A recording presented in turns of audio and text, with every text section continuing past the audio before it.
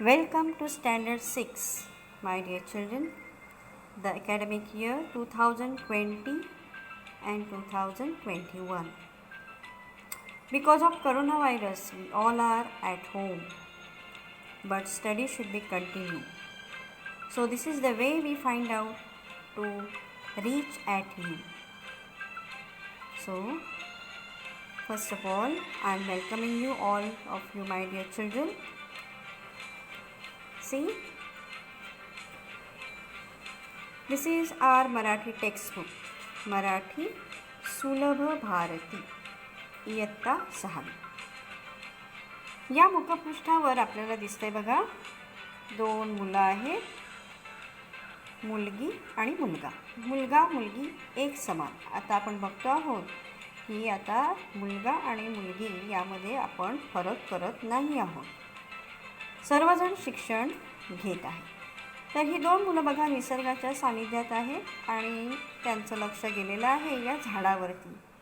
तुम्हाला दिसेल या झाडावरती आहे सुगरणीचा खोपा आणि ही आहे सुगरण. तर हे झालं आपला मुखपृष्ठ. आता आपण येऊया आपल्या पहिल्या टॉपिककडे. तुम्हाला दिलेली आहे ही कविता, भारत माता. चित्र तर तुम्ही पाहतच आहात. बघा, हा इथे उंचच्या उंच एक हिमालय पर्वत आहे. त्यानंतर ही झाडं आहेत, झुळझुळणारं पाणी आहे आणि ही इथे मुलं हे पाणी पाहत आहेत. तर हे सर्वात आपण सुरू करण्यापूर्वी एक गोष्ट तुम्हाला मी सांगू इच्छिते. माता. माता याचा अर्थ काय बघा, सर्वांना माहिती आहे, आई. तर ही आई किती प्रकारची असते कोणाला माहीत आहे का? सर्वात महत्त्वाचं म्हणजे जिने आपल्याला जन्म दिला, जिने आपल्याला हे जग दाखवलं, ती म्हणजे आपल्याला जन्म देणारी आपली आई, आपली माता. त्यानंतर तुम्ही जिथे शिकायला जाता, ओके, कुठे शिकायला जाता बरं तुम्ही? शाळेमध्ये. तर शाळा ही सुद्धा एक काय आहे? माता आहे. कारण तिथे आपल्याला सर्व शिक्षण मिळतं आणि त्या शाळेमध्ये शिकवणारे तुमचे शिक्षक हे सुद्धा तुमचे आईप्रमाणे वाढवत असतात, तुम्हाला सूचना देत असतात आणि शिकवत असतात. त्यानंतर एक माता म्हणजे ज्याला तुम्ही देव मानता. कुणी गणपतीला देव मानतात, कुणी जीजस क्राइस्टला देव मानतात, तर कुणी अल्लाह. म्हणजे हे जे काही वेगवेगळे देव आहेत ते देवसुद्धा आपले काय आहे? माता आहे, माऊली आहे. त्यानंतर आणखीन एक माता असते बरं का. ती म्हणजे ज्यावेळी तुम्ही अतिशय संकटात असता पहा, त्यावेळी आपल्याला अडचणीत जो कोणी मदतीला धावून येतो ती सुद्धा आपली काय असते? माताच असते. आणि सगळ्यात शेवटी आणि महत्त्वाचं म्हणजे ज्या मातीत तुमचा जन्म झालेला आहे, ज्या देशात तुमचा जन्म झालेला आहे, ती म्हणजे आपली भारत माता. सुरुवातीला आपण हे फक्त कवितेच्या ओळी आपण वाचून पाहू. बघा, ही कविता कोणी लिहिलेली आहे? शांता शेळके. ह्या कवयित्रीचं नाव आहे शांता शेळके. आता आपण ही कविता वाचू. बघा. प्रियतम अमुची भारत माता, आम्ही सारी तिची मुले. रंग वेगळे, गंध वेगळे, तरी येथली सर्व फुले. प्रिय आम्हाला येथील माती, प्रिय हे पाणी झुळझुळते. प्रिय करही डुलणारी शेते, प्रिय हे वारे सळसळते. प्रियतम अमुचा धवल हिमालय, बघे भिडाया जो गगना. प्रियतम अमुचे सह्यविंद है, प्रियतम या गंगा जमुना. मानव सारे समान असती, शिकवण ही जगतास दिली. या मातेची मुले सद्गुणी, सर्व जगाला प्रिय झाली. प्रियतम अमुची भारत माता, वंदन आम्ही तिला करू. या मातेची मुले लाडकी, सदा तिचा ध्वज उंच धरू. तर हे आपण कविता फक्त वाचलेली आहे. आता आपण एक एक करून या कडव्याचा अर्थ लक्षात घेऊ. तर बघा, पहिला स्टँजा त्यांनी काय दिला आहे. प्रियतम अमुची भारत माता, आम्ही सारी तिची मुले. रंग वेगळे गंध वेगळे, तरी येथली सर्व फुले. आता बघा, प्रियतम याचा अर्थ काय. आपल्याला जास्त प्रिय असलेली गोष्ट. अमुची म्हणजे आमची. भारत माता म्हणजे आपला भारत देश. सारी तिची मुले. रंग वेगळे गंध वेगळे. गंध याचा अर्थ काय आहे. वास. आणि आपण बघूया आता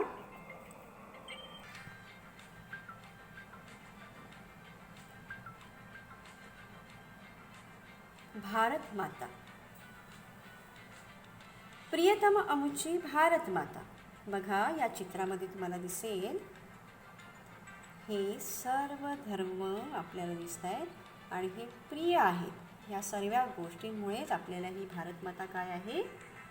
प्रिय आहे. तर बघा, प्रियतम अमुची भारत माता, आम्ही सारी तिची मुले. म्हणजे ही जी आपली भारत माता आहे, आपण वेगवेगळ्या जाती धर्माचे लोक आहोत.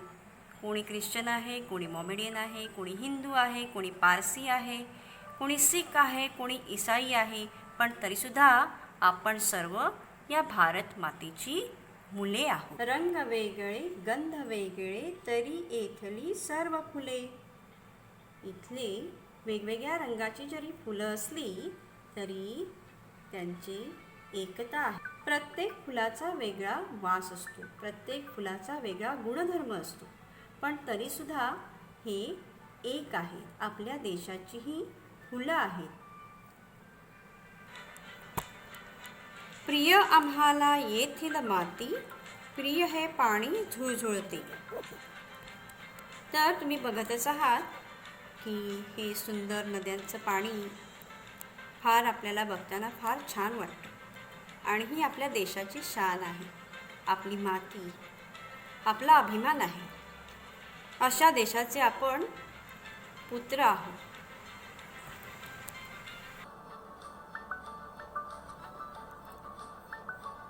प्रिय आम्हाला येथील माती, प्रिय हे पाणी झुळझुळते. प्रिय करही डुलणारी शेते, प्रिय हे वारे सळसळते. तर तुम्ही बघतातच आहात की ही आपल्या भारत देशाची शान आहे. आपला भारत देश कृषीप्रधान देश म्हणून मानला जातो. का तर मेनली आपलं जे ऑक्युपेशन आहे ते म्हणजे हे शेती. वेगवेगळ्या प्रकारची शेती आपल्या देशामध्ये केली जाते आणि त्यामुळे ही शेती आपल्याला ही शेतकरी जो शेती करतो तो आपल्यासाठी फार प्रिय आहे. आणि इथून जे वारे सळसळतात तेही आपल्याला फार आल्हाददायक वाटतात. तर आपण पाहिलं आहे की ह्या भारत मातेमध्ये आपला जो देश आहे तो आपल्याला का प्रिय आहे. तर इथली फुलं, इथली शेते आणि इथून वाहणारे छान मंद मंद वारे, सळसळणारे वारे आपल्याला फार आपलेसे वाटतात, आपल्याला प्रिय आहे. आता बघा पुढे बघूया आपण. प्रियतम अमुचा धवल हिमालय, बघे भिडाया जो गगना. प्रियतम अमुचे सह्य विंध्य हे प्रियतमया गंगा जमुना. तर इथे बघा धवल याचा अर्थ काय आहे बघा. धवल याचा अर्थ आहे पांढरा शुभ्र. गगन आकाश. भिडणे तिथे जाऊन पोचणे. आणि सह्य विंध्य हे आहेत दोन पर्वतांची नावं. एक म्हणजे सह्याद्री आणि दुसरं आहे विंध्य पर्वत. त्यानंतर इथे दोन नद्यांची नावं आलेली आहे बघा. गंगा जमुना, ज्या या सह्याद्री हिमालयावरनं वाहत पुढे पुढे येतात आणि आपला देश सुजलाम सुफलाम करतात. तुम्ही इथे पाहू शकता की हा जो बर्फाच्छादित हिमालय पर्वत सगळीकडे बघा कसं पांढरं शुभ्र बर्फ पसरलेला आहे. आणि त्याचमुळे या पर्वताला नाव दिलेलं आहे हिमालय. हिम याचा अर्थ आहे बर्फ. हिम याचा अर्थ आहे बर्फ. हिमालय जिथे बर्फाचं घर आहे. आलय याचा अर्थ काय घर. जिथे या बर्फाचं घर आहे तो म्हणजे हा हिमालय पर्वत. तर हा काय करतोय बघा. प्रियतम आमचा धवल हिमालय, पांढरा शुभ्र हा हिमालय, बघे भिडाया या गगना. तो इतका उंच आहे की त्याची इतकी उंची आहे की तर असं वाटतंय की तो जणू काही त्या आकाशामध्ये जाऊन पोचलाच आहे.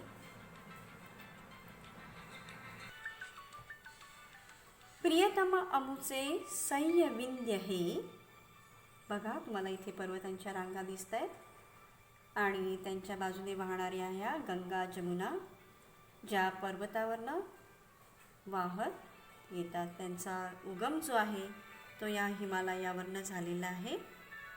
आणि ह्या गंगा जमुना बघा आपला देश कसा सुजलाम सुफलाम करतात.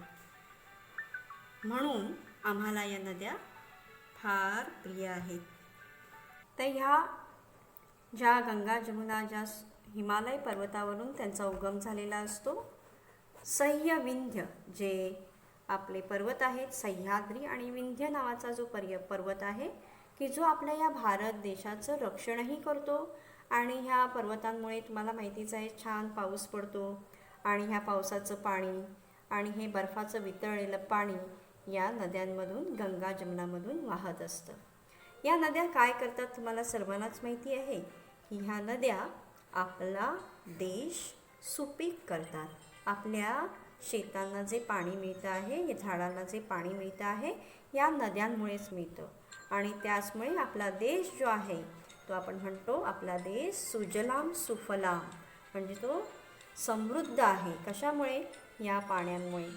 आणखीन एक गोष्ट मला सांगावीशी वाटते ती म्हणजे आपला जो भारत देश आहे तो नॅचरली खूप सुरक्षित आहे. बघा भारताचा जर नकाशा तुम्ही पाहिला तर त्याच्या उत्तरेला तुम्ही बघता पर्वतांच्या उंच रांगा पसरलेल्या दिसतात आणि या रांगा काय करतात आपल्या शत्रूंचं येणाऱ्या शत्रूंपासून आपल्या देशाचं रक्षण करतात. त्यानंतर तुम्ही पाहता की खाली दक्षिणेला अरबी समुद्र पसरलेला आहे. तो समुद्रातून येणाऱ्या आपल्या देशाचं रक्षण करतो. जे शत्रू आपल्याला येत असतात या समुद्रमार्गे तिथूनही हे आपले नॅचरली हे समुद्र आहे तो आपला रक्षण करतो. त्यानंतर आणखीन एक गोष्ट म्हणजे आपल्या भारताला आपल्या वेस्ट साईडला म्हणजे काय म्हणाल तुम्ही पश्चिम दिशेला वाळवंट आहे आणि त्या वाळवंटामधनं सुद्धा शत्रूला आपल्याकडे चाल करून येईपर्यंत फार उशीर लागतो आणि त्या दृष्टीने आपल्या देशाचं काय होतं रक्षण होतं. तर अशा प्रकारे हा आपला जो देश आहे भौगोलिकदृष्ट्या सुद्धा फार सुरक्षित आहे. छानपैकी आपल्याला या निसर्गाने संरक्षण दिलेलं आहे आणि म्हणून आपला हा देश आम्हाला प्रिय वाटतो. आता बघूया. मानव सारे समान असती, शिकवण ही जगतास दिली. या मातेची मुले सद्गुणी, सर्व जगाला प्रिय झाली. मानव म्हणजे आपण सारी माणसं हे जरी वेगवेगळ्या जाती धर्माचे असलो तरी आपण एकच आहोत. सद्गुणी याचा अर्थ आहे चांगले गुण. आपल्याकडे चांगलं वर्तन असलं तर आपण म्हणतो सद्गुणी.